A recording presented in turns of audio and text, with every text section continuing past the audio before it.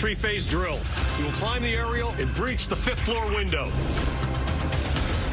We need medics, now! Harry Grant, do you know which room he's in? Mom. Welcome to the 118. Thanks. While Harry had been waiting for a station assignment, he wanted to end up at the 118, right? Was there like any part of him that didn't?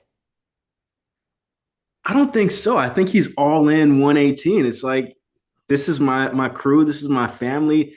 Of course, Bobby is the massive reason of why he's even doing any of this. So, like, I think in his heart of hearts, it's like, okay, well, if I end up somewhere else, it is what it is. But then there's also this feeling of hope inside of him that's like, this is where I want to end up. I hope this happens. And we see at the end of the episode, this happened. And it was a surprise, but it was like this beautiful moment where everybody's huddled together and there's happiness and joy and excitement for what's ahead. Yeah, because it's like, yes, it's the Bobby of it, but it's also like, this is his family, because like there's talk about how a fire station can become a family, but this is actually his family even before that too. Exactly. But then there's a matter of what it looks like for him to be a probie at a station surrounded by people who already know him like the 118 does, like who raised him and everything. So like, are we going to see how that kind of affects them adjusting to him now being their probie and him adjusting to them kind of ordering him around? Yeah, I mean, I think this brings about a new type of dynamic. I think the biggest one that we've explored, of course, is Buck. Buck was his coach and the person that was guiding him through this whole process. Like, he showed up at his front door and was like, "I need your help, please." So I think we see, Buck go from the guy that's helping him through the process to now the guy that is in it with him, right? I think now we have Ravi that's going from like the young guy Proby to now he has his new Proby in here. So that brings a different dynamic.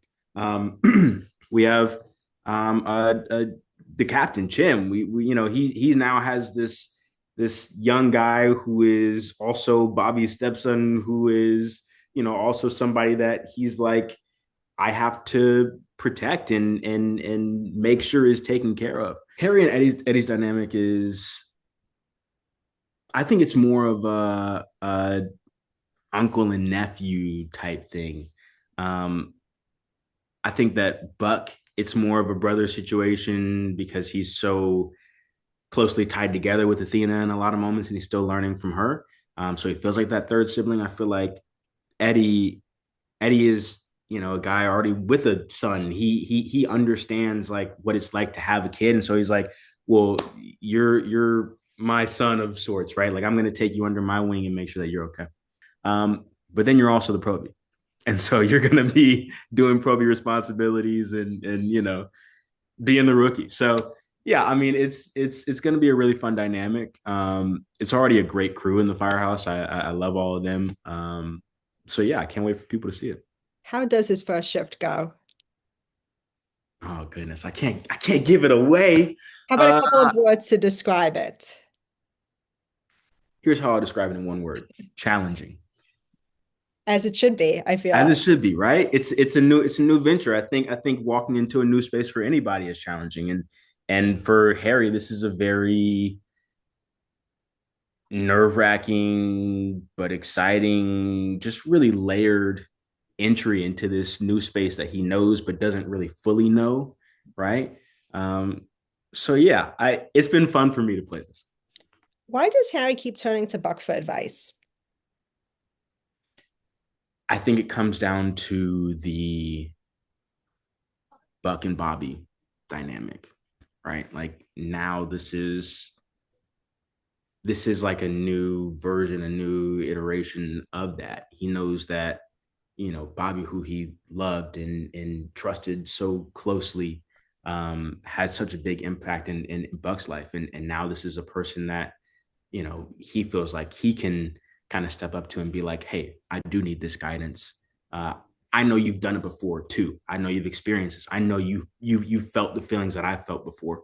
And yeah, I feel like there's that comfort there. And as well, Buck even, looks to Athena for advice at times. And Buck is kind of like that third sibling in the mix too, right? So he's the big brother and he's the person that I look to guide me along the journey.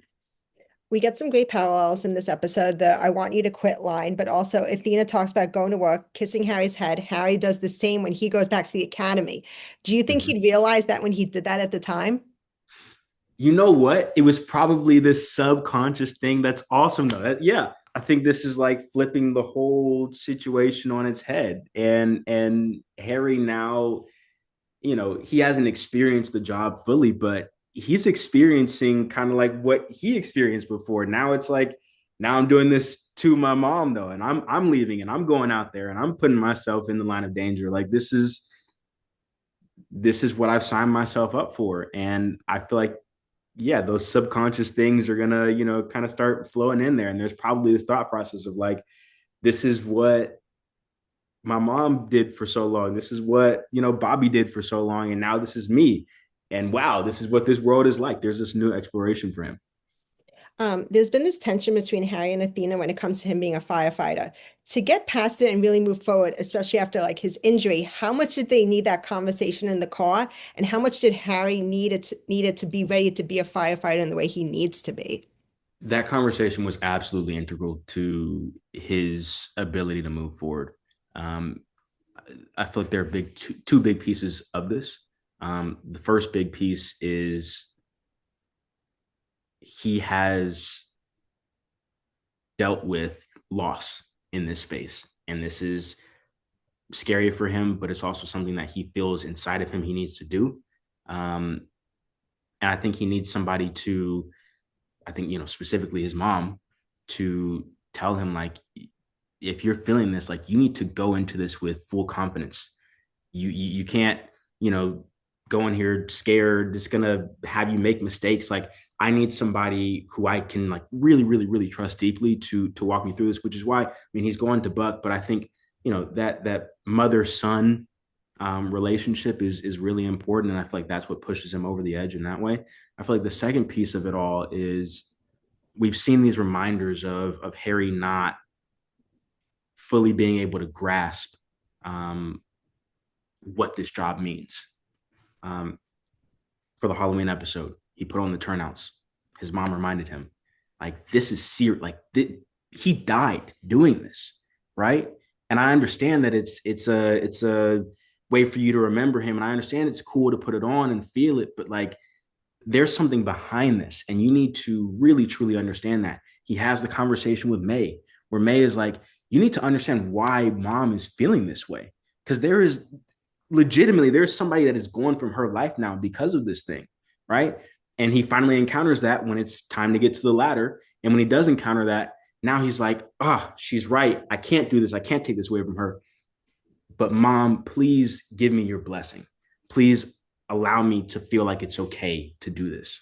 And so as I said, like that conversation was 100% needed for him to move forward.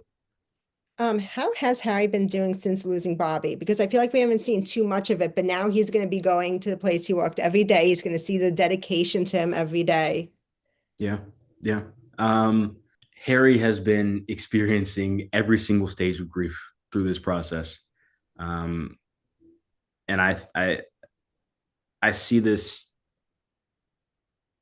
really interesting path inside of him where he's going from the anger of the situation and the denial, but then also feeling like, I'm now the man of the house and I have to show up. But then, wow, like there's a lot of weight that's behind this. But also, how do I keep this man's legacy going?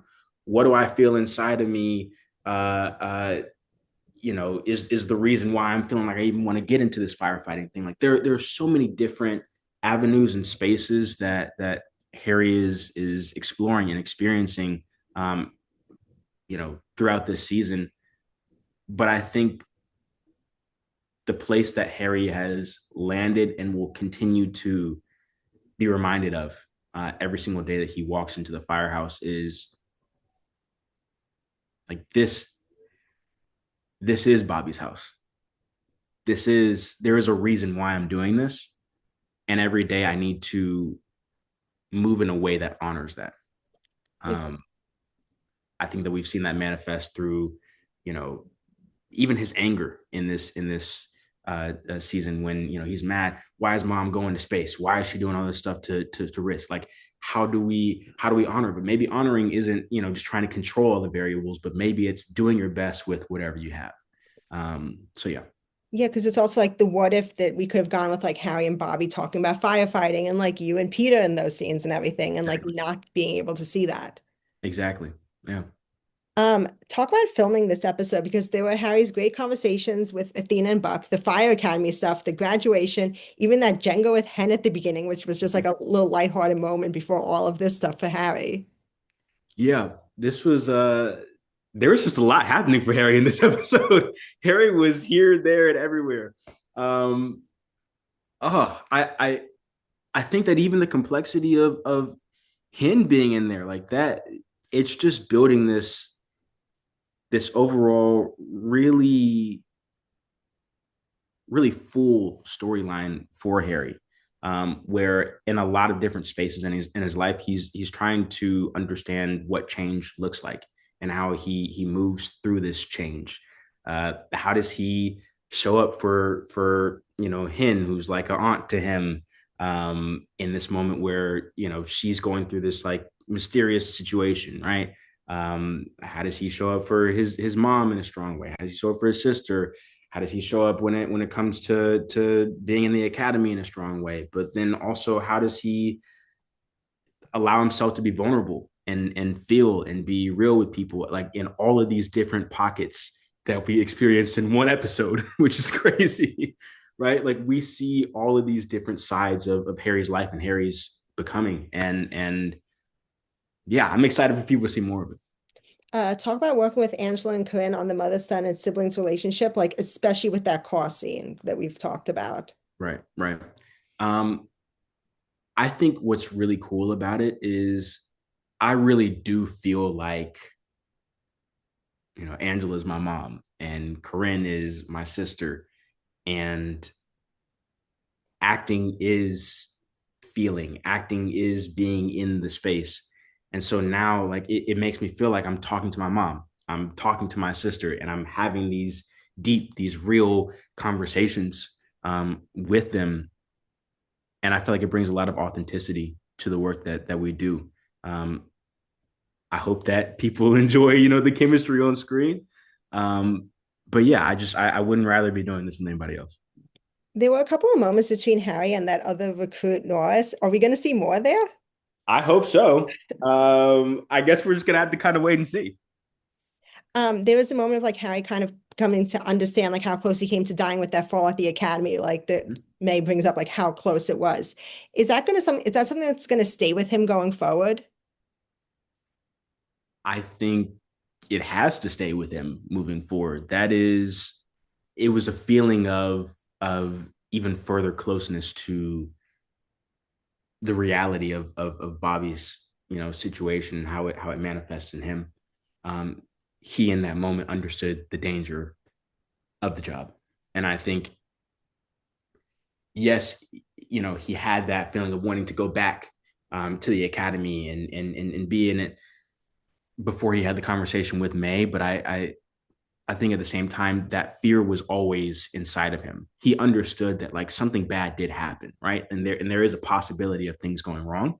Um, but I think that can also be a really constructive piece of his development that can show him how do you properly approach things, how do you take the time to evaluate situations, understand them better. So I think that situation was needed for him to be a better firefighter.